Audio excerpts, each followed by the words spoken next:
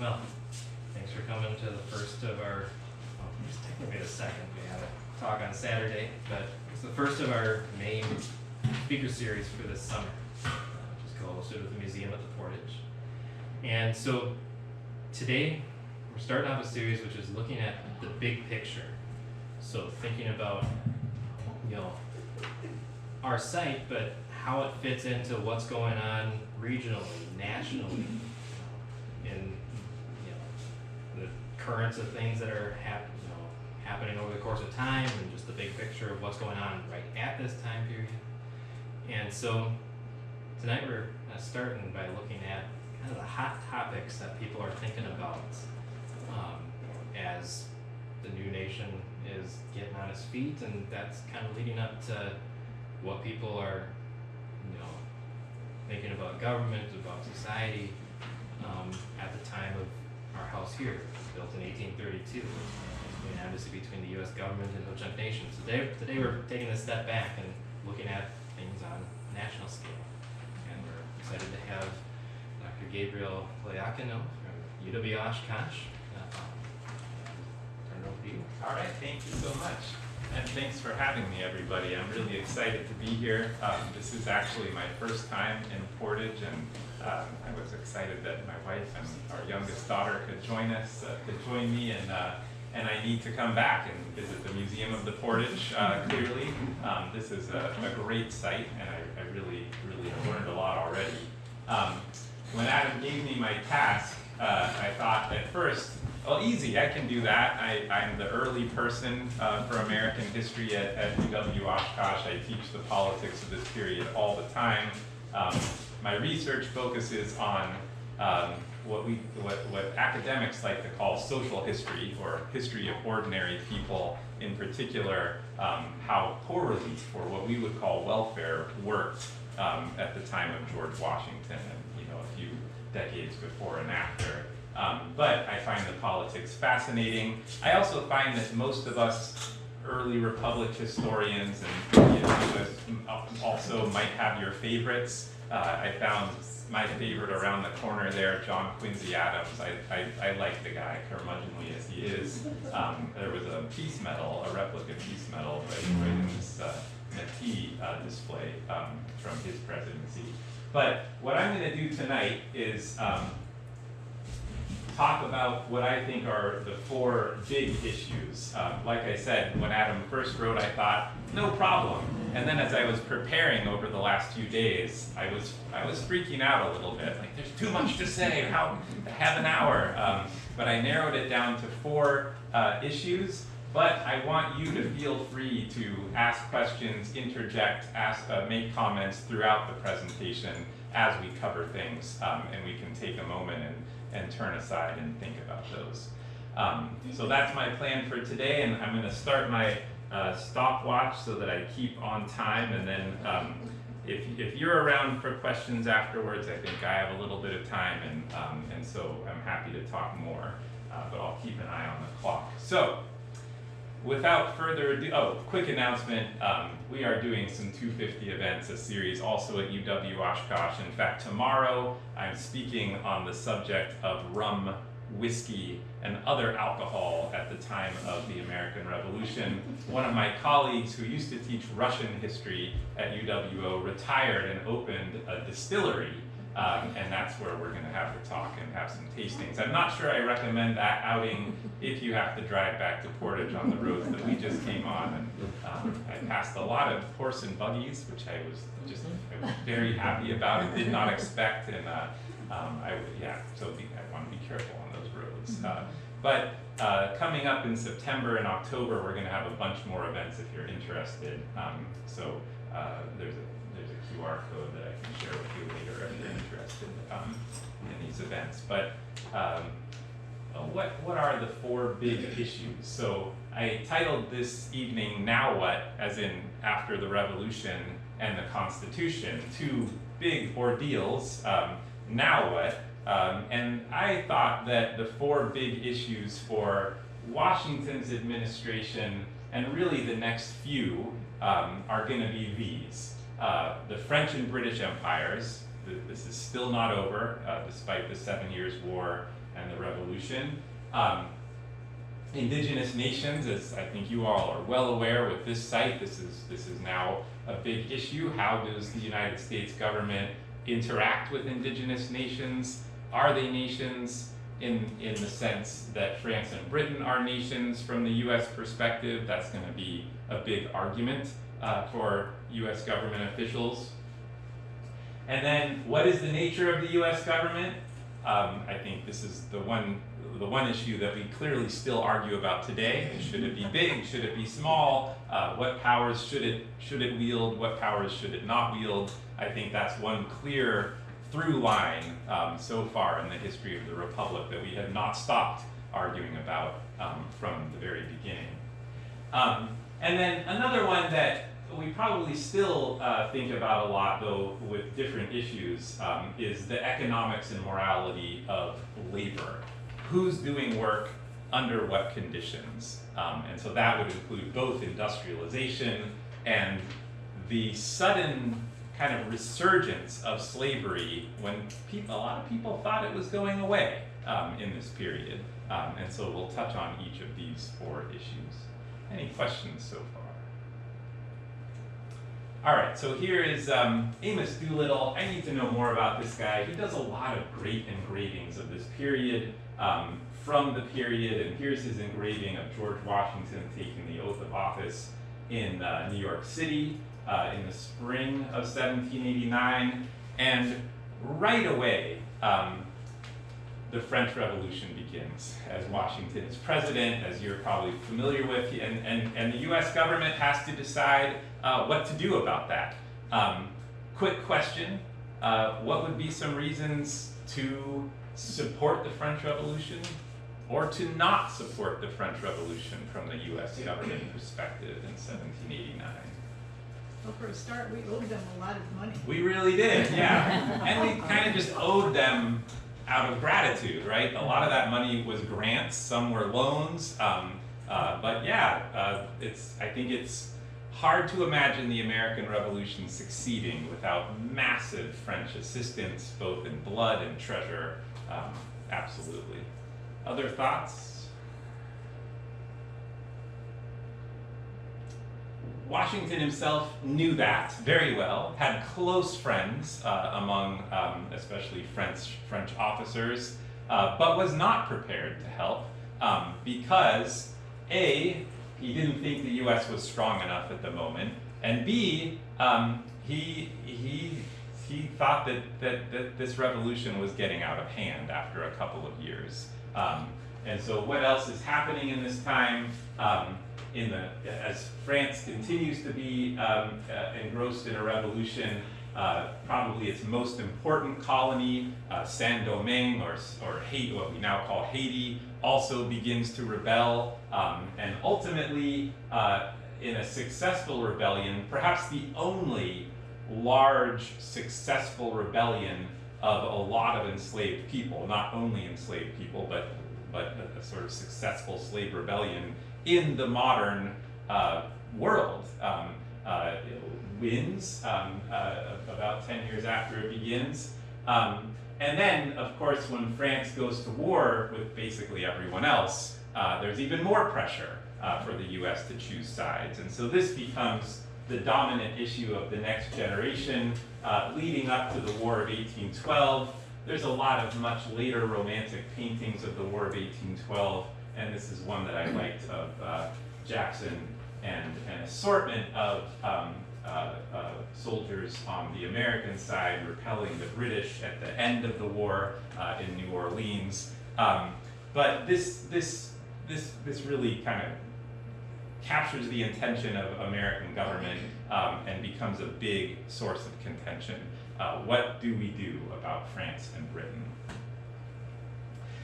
I also want to add that because ship technology has been pretty stable for about 200 years at the time that George Washington takes office, a lot of Americans think about the rest of the Atlantic world far more than they think about Portage in this period. And not just Portage, but really anywhere in this part of the continent. Their attention, their imagination is kind of captured by the Atlantic world, and the Atlantic, a lot is happening. I think it's fair to say that the American Revolution has a big role in inspiring revolutions all around this world for the next 50 years, from France in 1789 all the way to Mexico in the 1820s, and including the Bolivarian states of South America in the 1810s, Haiti, of course.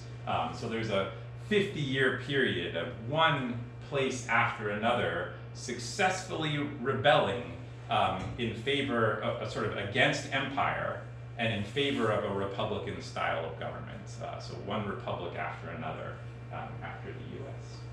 I have a friendly argument with one of my colleagues at UW-O, and I think I've argued this with my wife Andrea as well, which is more important, the American or the French Revolution?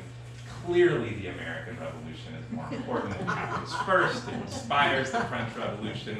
Lots of people think the modern world, quote unquote, begins with the French Revolution. I say poppycock. But we can have an argument about this.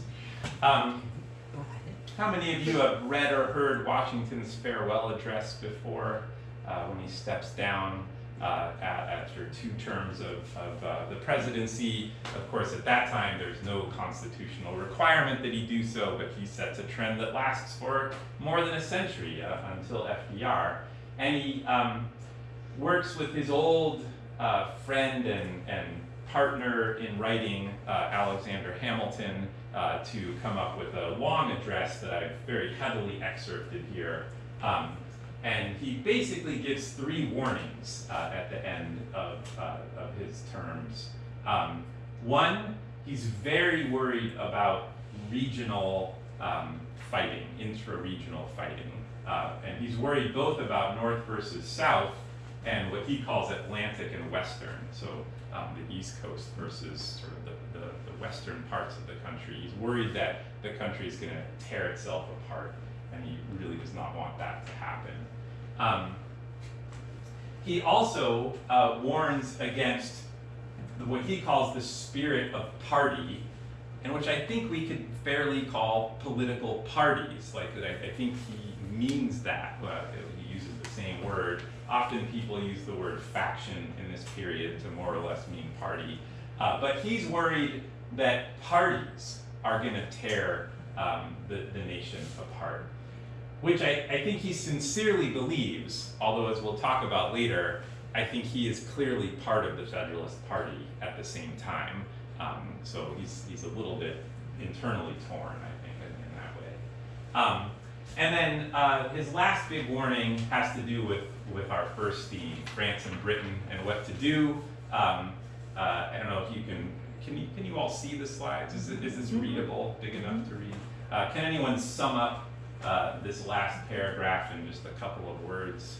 Let's stay out of Europe's problems. Stay out of Europe's problems is a good summary. Yeah, so he absolutely does not want, as the French Revolution has continued into the 1790s, he does not want to take France's side, to take Britain's side, to get involved at all. He thinks that this would be ruinous for the country.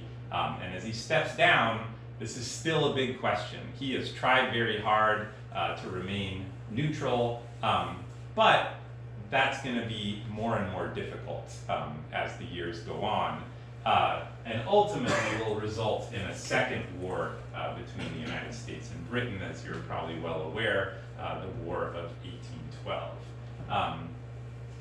Long story short, neither Britain nor France really would respect U.S. neutrality.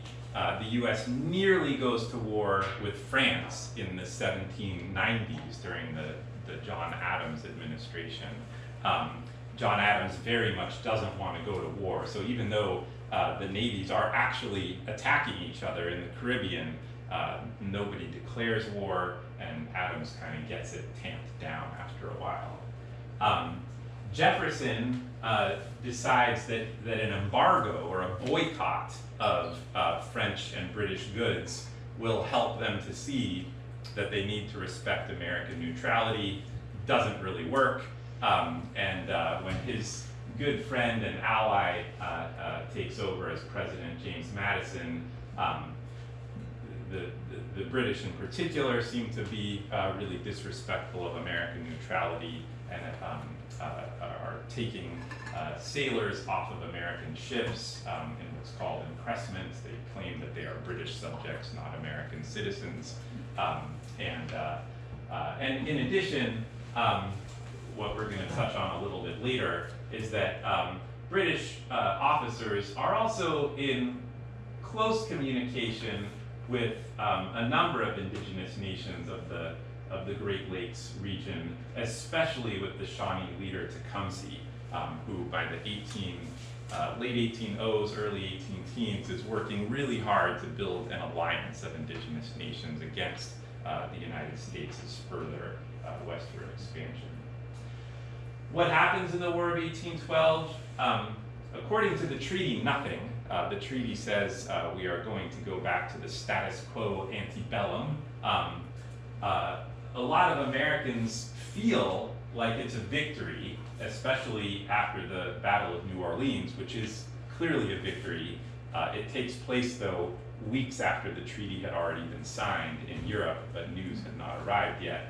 Still, it feels like a victory, and Tecumseh is killed defending what is today Ontario against US soldiers, kind of in alliance with the British, and maybe his most important allies, a fact.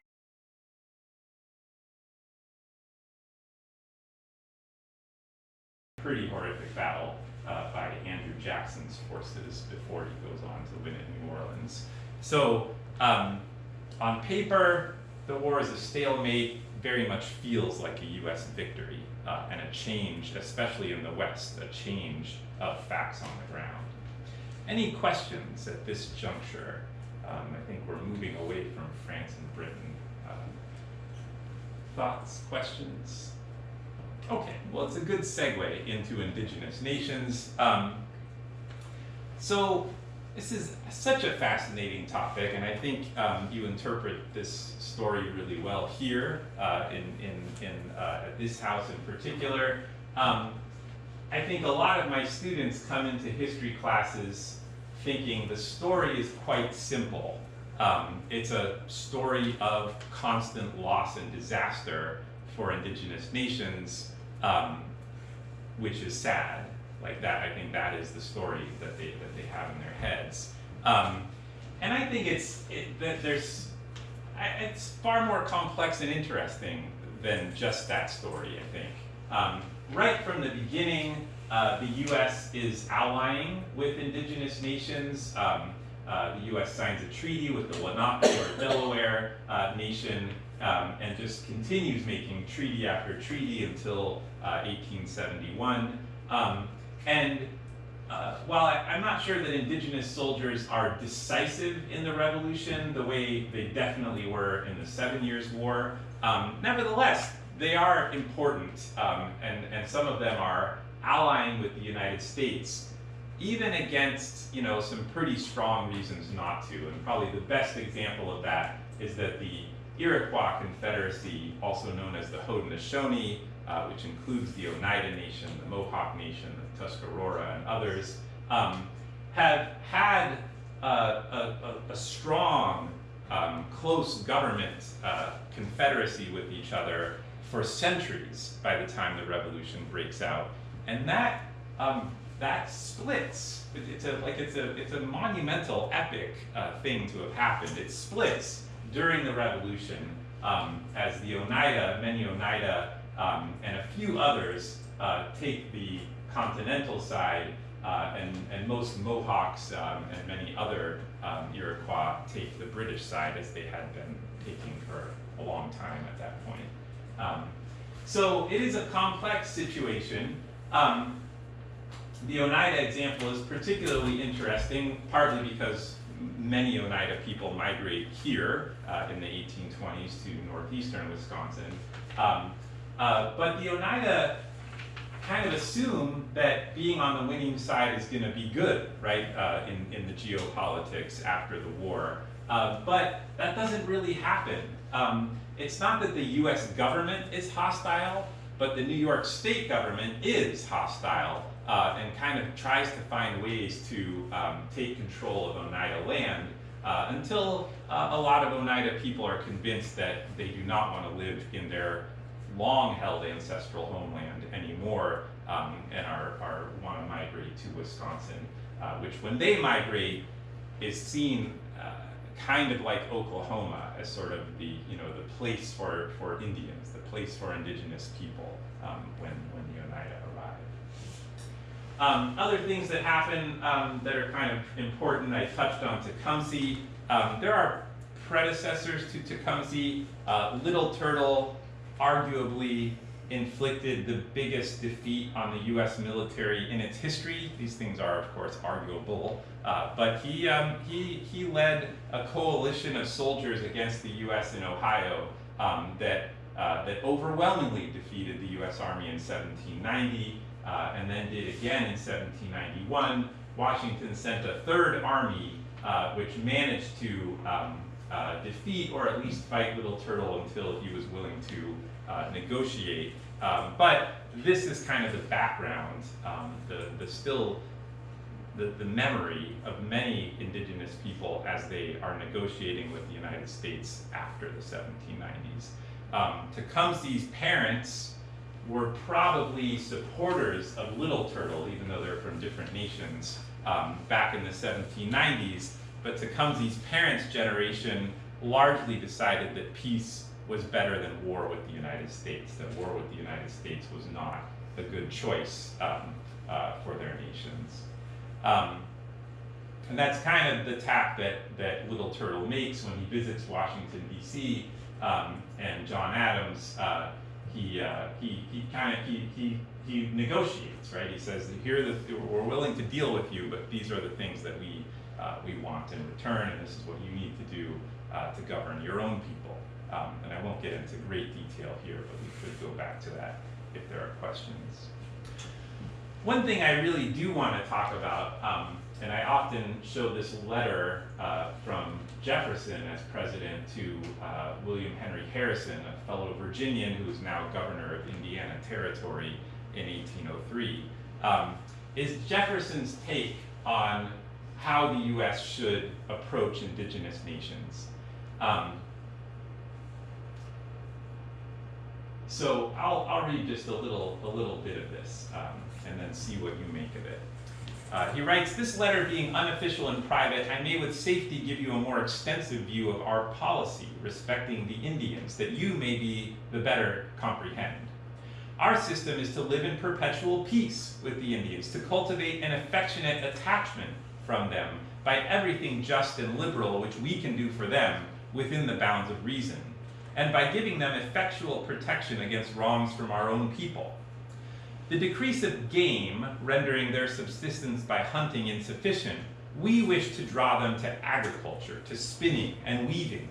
The latter branches they take up with great readiness, because they fall to the women, who gain by quitting the labors of the field for those which are exercised within doors. When they withdraw themselves to the culture of a small piece of land, they will perceive how useless to them are their extensive forests, and will be willing to pare them off from time to time in exchange for necessaries for their farms and families.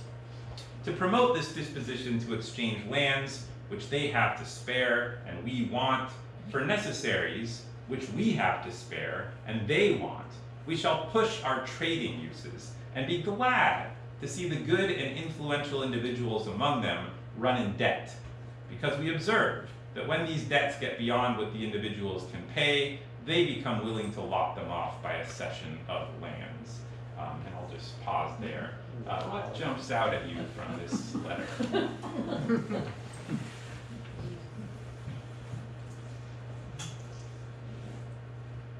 Basically theft. I mean, is it theft?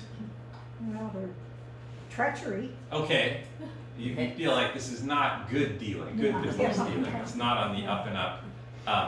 And it is interesting that he says this is a secret letter, right? This is not an official letter. But yeah, I think it's important to note that Jefferson, I think, very sincerely does not want war, right? He does want what he says he wants, which is a kind of version of peace between indigenous nations in the United States. But he also clearly wants a land, right?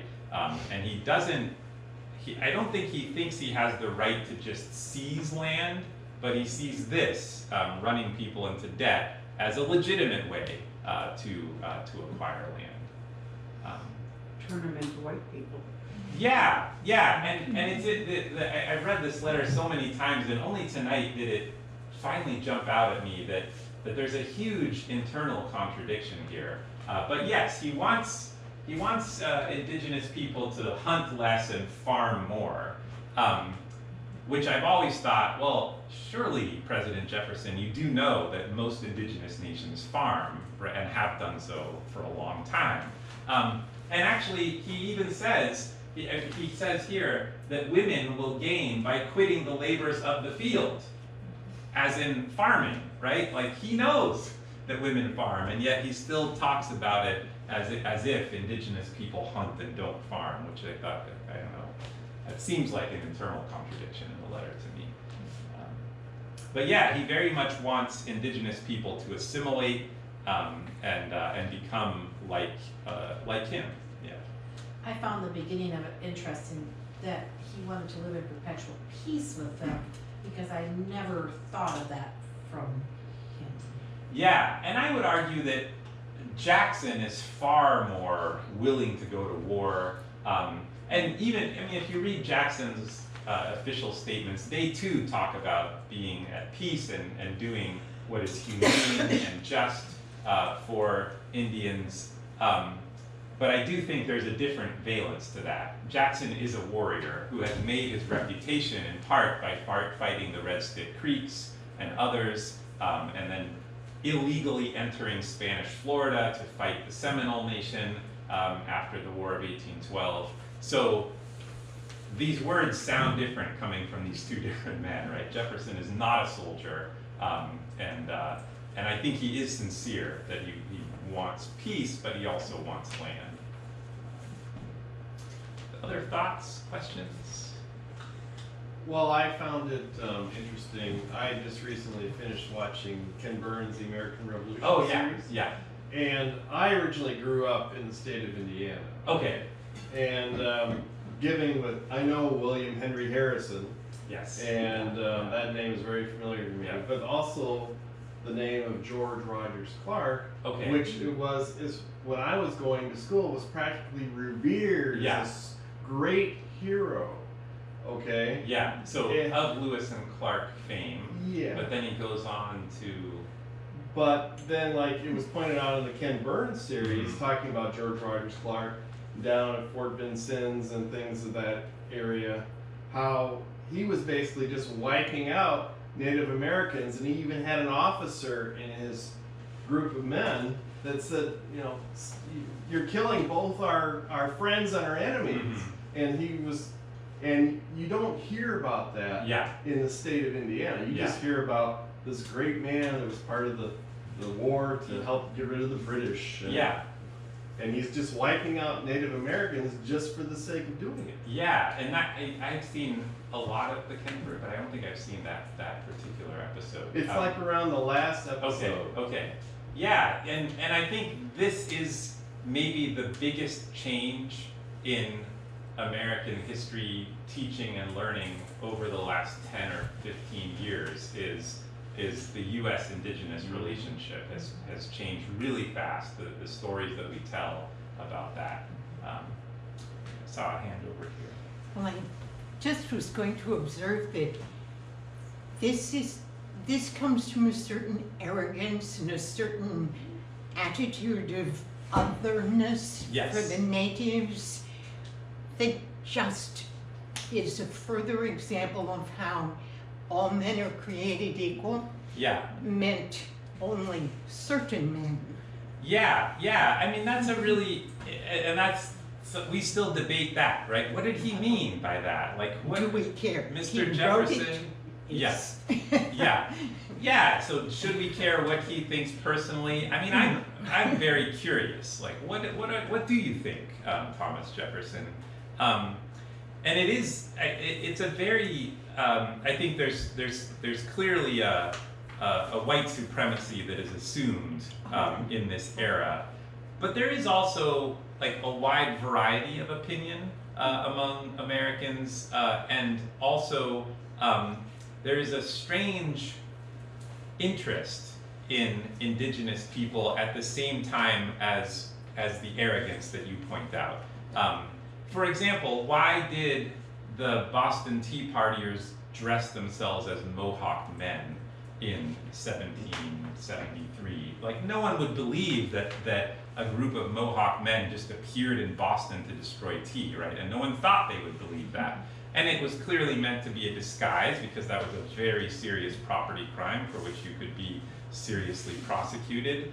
But there is also this recurring symbol of America, that America of any ancestry is represented by the Indian, right? That the Indian is a symbol for America, and you see this artistically represented, which is not a negative thing. So it's a complicated, I think, popular imagination of indigenous people. Lots of great points. Let me see what else is important to say here. Tecumseh kind of sees right through the Jefferson-Harrison plan. He realizes that the U.S. government is constantly working kind of individually with different, not only with different nations, he's Shawnee, for example, but with different people within those nations to try to get a hold of land. And as a quick aside, I'm really fascinated by these indigenous governments, which are often far more decentralized than the US, and the US is decentralized by Atlantic world standards. But, you know, not every Shawnee has to follow what the Shawnee leadership says, right? There are different ways that you could not go along with that. And in some ways that's very free and democratic for individual families that can just kind of go their own way. They can choose the village that they want based on what their policy is. Do we want peace or war? Well, we'll choose who to follow. Do we want to farm more or farm in a sort of English style, or do we want to be more traditionalist? Well, again, you can choose which village to live in to make that choice, right? You're not really compelled by government a lot. So that is a really interesting thing, but as Tecumseh points out, it can also be a weakness in dealing with the US government, right? Once US negotiators realize that they can kind of pick apart leaders of indigenous nations and make different deals with them, that becomes a way also to acquire land. Most famously in the Cherokee case, US negotiators get Cherokee leaders to agree to a land sale that everybody knows most Cherokee people do not agree with. But because of this kind of democratic decentralization, the US can get some people to agree to it, and here's where I think the slightly dishonest part is, then hold the whole nation to an agreement that was made on their behalf that they never agreed to, if that makes sense. And that happens repeatedly. Tecumseh very much wants to stop that. I think, at least in this English language record of what Tecumseh says to Harrison, Tecumseh probably goes a little too far. He says that he's authorized by all tribes to do so, and that would be incredibly hard to make happen, and it's just not true, right? Not everybody is quite behind Tecumseh's policy. But as Harrison says, Harrison in 1810 compares Tecumseh to Napoleon, who at that moment is sort of at the height of his power, am I right? Like 1810. Okay. Yeah, so he thinks he's a genius, Tecumseh, and a lot of U.S. government is really concerned about Tecumseh. This is an up-close version of the map that was on the title slide, and I just wanted to show an up-close version partly because it's what our region looks like from the point of view of a Philadelphia-based printer and map maker. It also has an interesting thing that I think is incorrect, but these lines change so often that I'm not entirely sure. You can actually see Portage is named in this map. Does anyone see where it is? It's a little blurry from this. There's the fox. Right there going up. Yeah, it's Right there. yeah, that's Portage. Yeah, so I apologize. The resolution is not the greatest, but it says Portage. The mapmaker wrote Portage here on this 1820 map. So already thinking about Portage. I don't think that this is still called the Northwest Territory at that point. I think that's gone. And I've never on any other map seen this particular line divide the territories, and maybe somebody can correct me if you have, but I looked hard. But so maps are artificial constructs, right? Partly just our imagination, drawing lines on a representation of our planet, and can be drawn in different ways. And here's one that has anyone seen this one before? It's based on treaty negotiations of who controls what, and Adam was just explaining to me how the U.S. divided up Ho-Chunk and Menominee land, even though they were often shared in common at the borderlands. And so this is a map that's put together kind of showing where people in the Great Lakes are at around the time that they make treaties with the United States, whenever that is.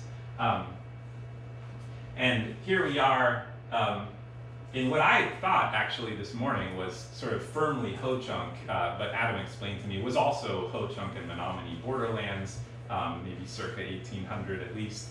And so both Menominee and Ho-Chunk people, not the nations as a whole, but individual soldiers, are very compelled by Tecumseh's message to join and go east and join Tecumseh and fight against the United States. But after Tecumseh is killed in 1813, his alliance kind of falls apart again. Questions, thoughts? I didn't realize the Dakota came over so far. Yeah, at least by treaty lines, yeah. Okay, so where are we? What number are we? Three? Three, yeah, we're on 3. So, national government power and political parties. So, as we talked about when we looked at Washington thinks that parties are going to be bad for the U.S. I've seen a political scientist here and a historian there argue that the writers of the Constitution did contemplate political parties, but that's a minority position among academics today, and I would agree with most other scholars that I don't think they saw parties coming when they wrote the Constitution. Like they understood how people organize into what they called factions, but I don't think they anticipated the huge role that organized political parties were going to start playing in American politics almost immediately.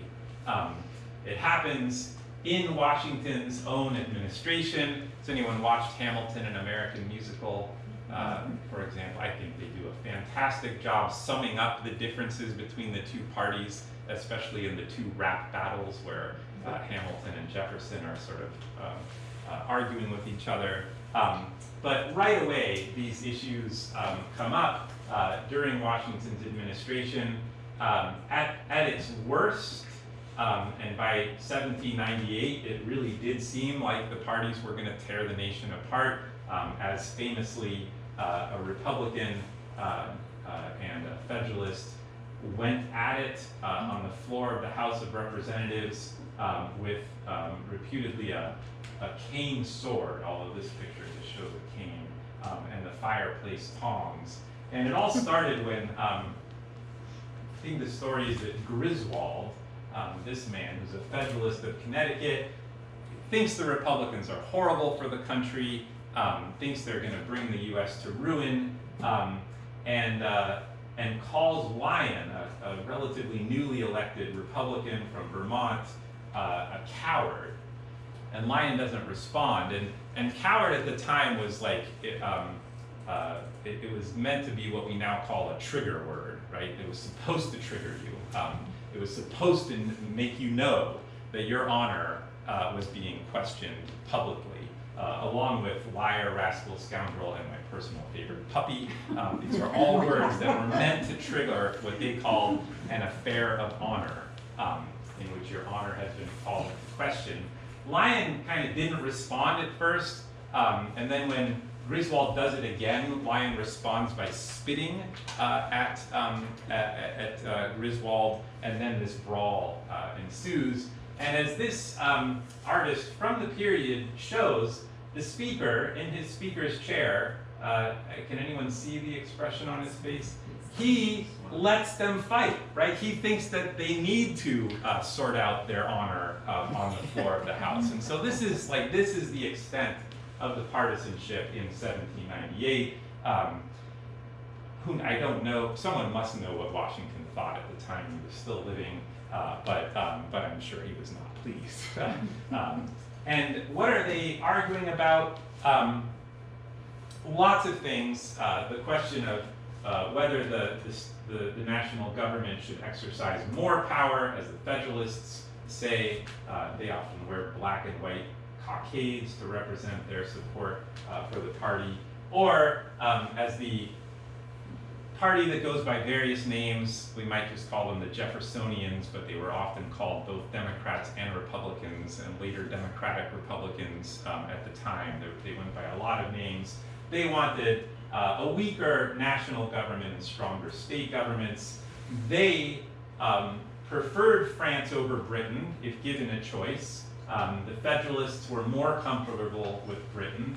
And the Federalists wanted to see more banks, new factories, and just more trade pushed in general. Whereas, as Jefferson said, the future of America was small farms, and anything else would be corrupt and unvirtuous, is what he said at the time. Questions, thoughts about any of these guys? I don't know that they're all labeled. Does anyone know who these unlabeled portraits are? There's Washington, the second president, John Adams, often depicted as Washington's right-hand man, Hamilton, that's fair. Jefferson, Madison, yeah. So Madison and Jefferson really become the champions of this opposition party that wins in 1800.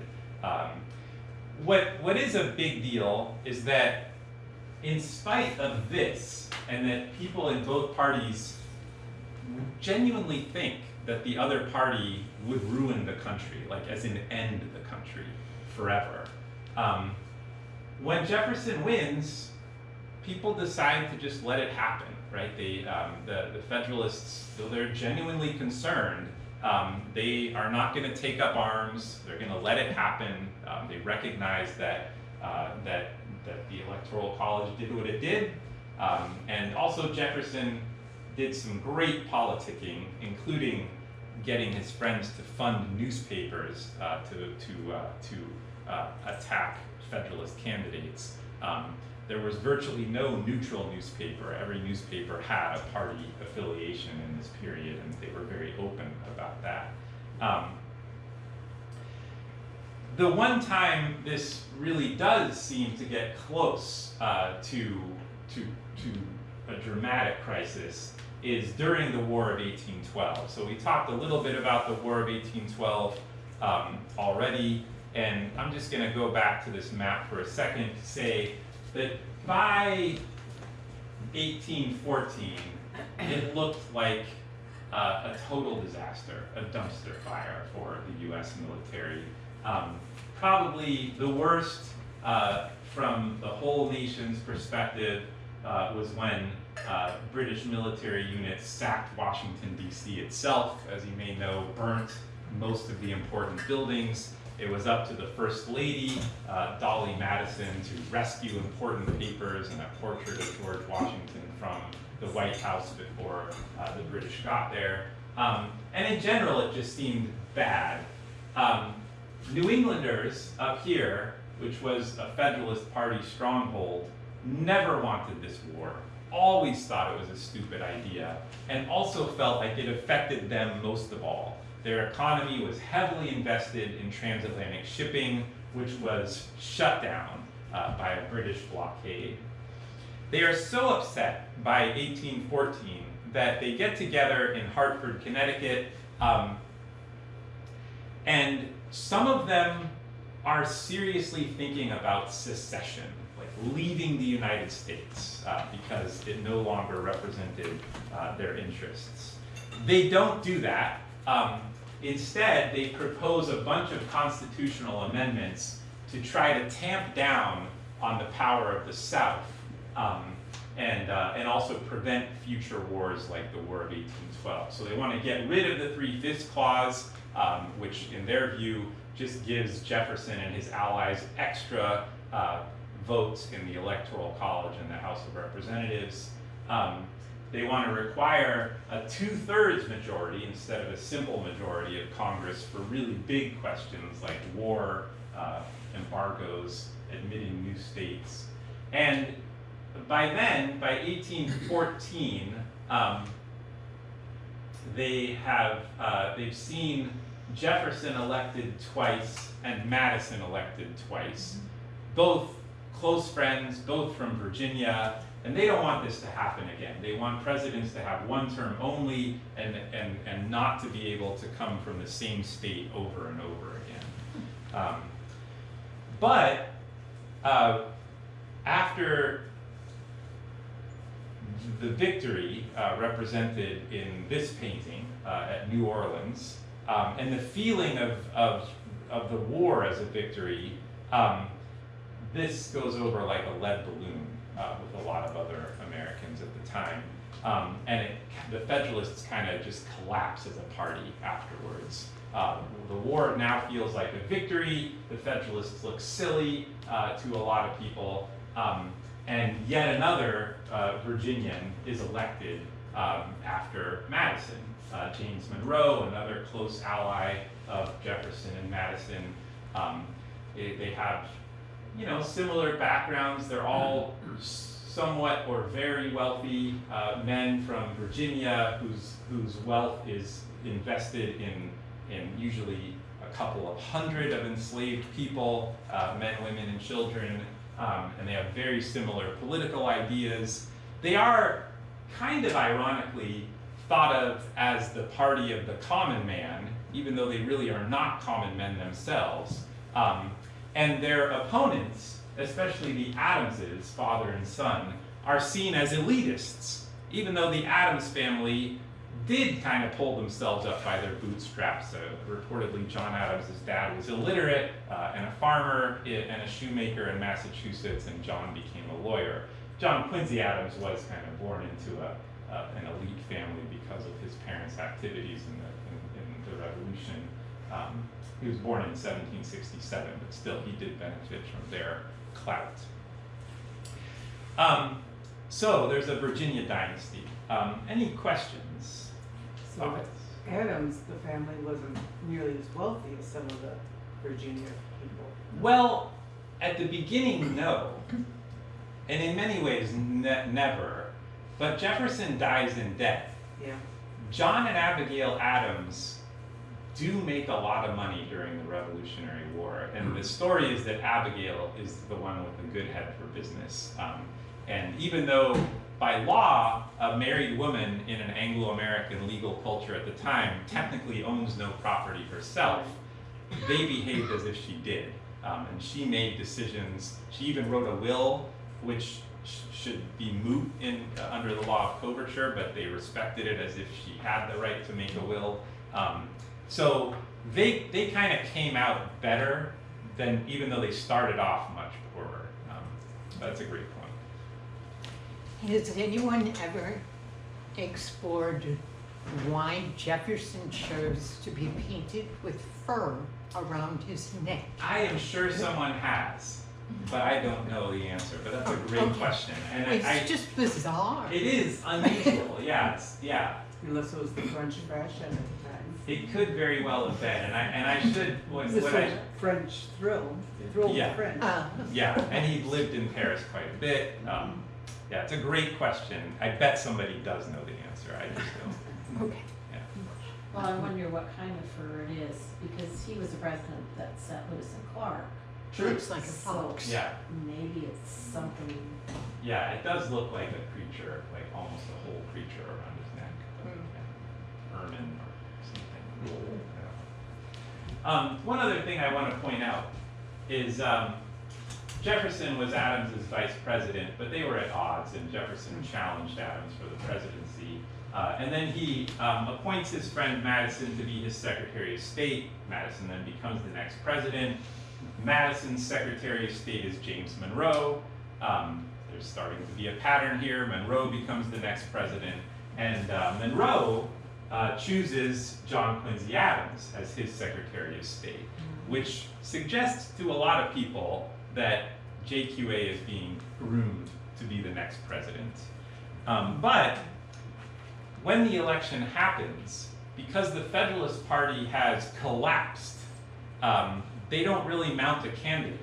And so instead, you have 4 big political figures, none of whom really have a party affiliation in this election, who are all running. And they therefore divide up both the popular and the electoral vote 4 ways. But according to the US Constitution then and now, how many electors do you need to become president? Simple majority. A simple majority. You need 50% plus 1, right?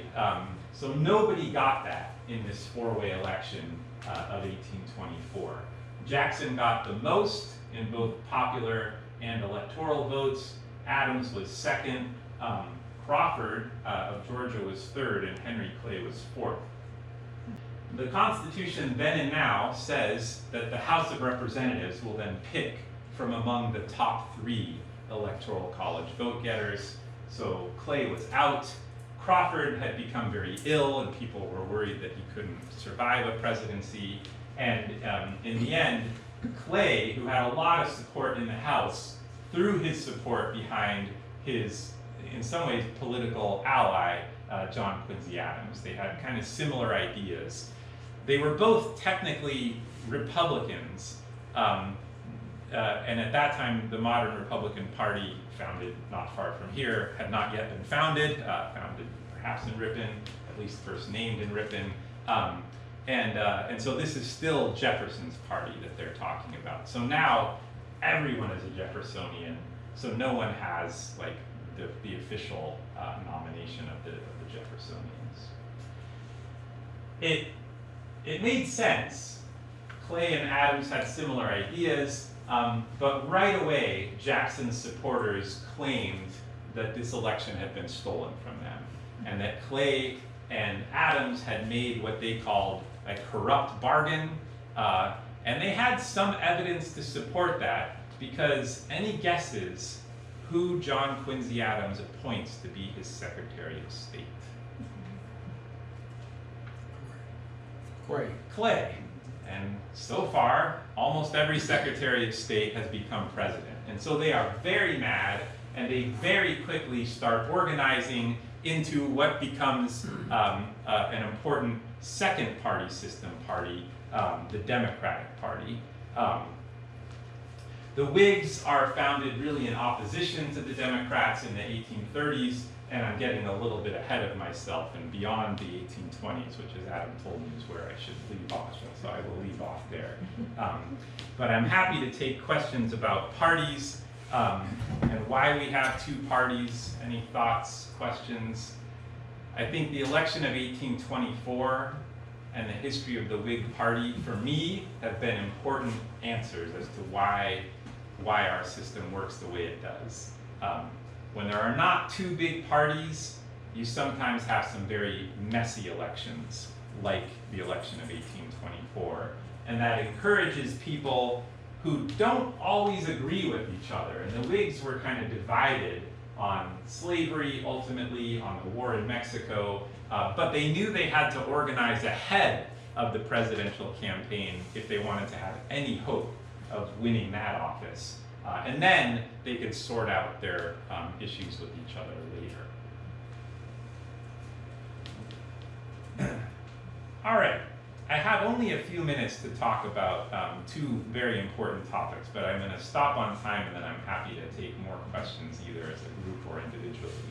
I do want to point out that one reason Clay liked Adams is that they both believed that the national government should invest in infrastructure, in things like the canal. Where are we? Just across the road over there. And while I understand that this canal was never a huge success, is that fair to say? Many canals were huge successes, and they are part of what made travel times reduce so dramatically in the period that we're talking about. You can see that it takes way longer than 6 weeks to get here to Portage from New York City when Jefferson is elected. You can get to Indiana, right, by 6 weeks, but yeah. And anyway, so it takes what, 4 or 5 weeks by 1830 because of improved roads and canals mostly. Railroads are going to come right on the heels of this. And better transportation goes along with more efficient industry. But that raises a whole bunch of problems. So long story short, really just a handful of people bring the factory idea from northern England to the New England states of the United States and reconstruct, literally from memory, in some cases, factories to make wool and cotton cloth. Eventually, it was mostly young women who were hired to do that work in these factories.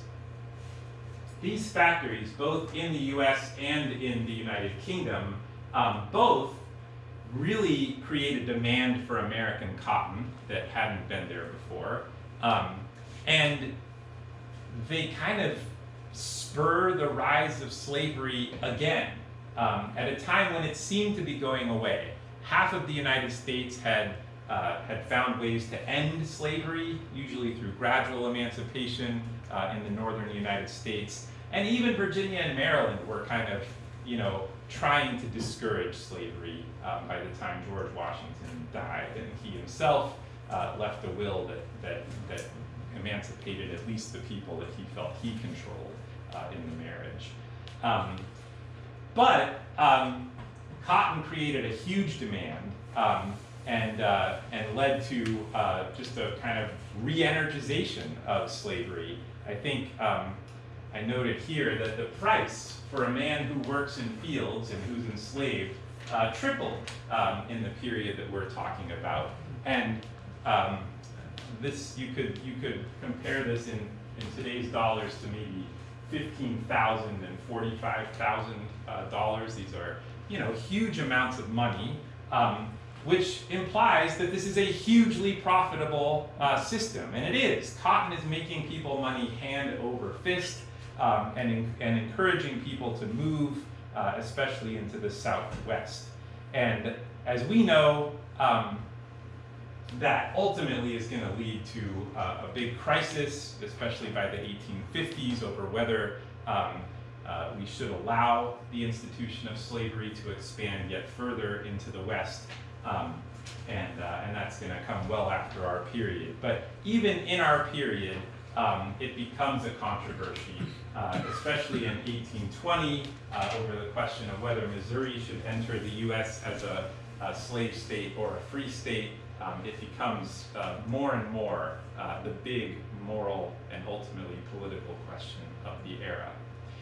Industrialization also is a big question. Are the women who work in factory paid well enough? Are the conditions indoors with, candles burning? Like, are these causing some serious health problems? People are very worried about that too.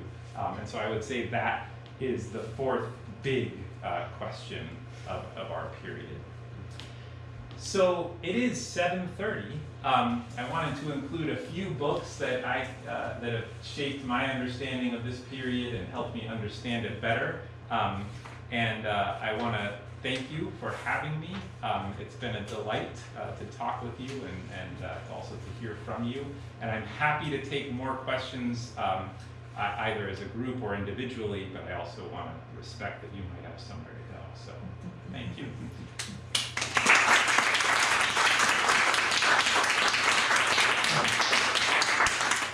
Thank you, and please feel free to move about, but I'll continue to talk.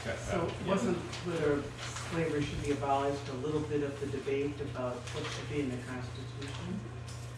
I don't think it was a major topic. Yeah, I mean, certainly what should the Constitution say about slavery? How should it deal with enslaved people for purposes of taxation and representation? Those are huge questions. My sense is that most of those men don't think that they can really push the anti-slavery question if they want to keep the Union at that point. Or make the Union. or make the Union, really. But many of them are quietly anti-slavery, and many of them think that slavery is going to go away, that they don't need to push it because it's happening already.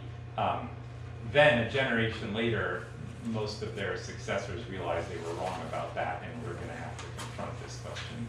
Well, Adams had wanted it removed from the Declaration of Independence because there was a sentence that would include slavery, and he was adamant that that should be removed. Well, one of the last complaints about George III, I can't remember, like I think it's the 27th grievance or something like that, blamed George III for having started the transatlantic slave trade in the first place, which was ironic, written by Thomas Jefferson, right? And I thought that it was not Adams so much, but representatives from South Carolina and Georgia who didn't want to say that the slave trade was a horrible, immoral thing, which the grievance said, because they wanted to keep doing it, and that it was them who really pushed for this. But I don't know. That's I had not heard that before. If Adams said that, that would be very interesting. Adams is moderately anti-slavery, and John Quincy Adams becomes even more so. And one of the reasons I like John Quincy Adams so much is that he's defeated by Jackson for the presidency, but he goes back to the House and becomes the only person who will criticize slavery in the House of Representatives for a few years in the late 1830s. Great, yeah. No, I want to look into that more. And feel free to move about, ask questions individually or in a group, and thank you so much. Thank you. Yeah.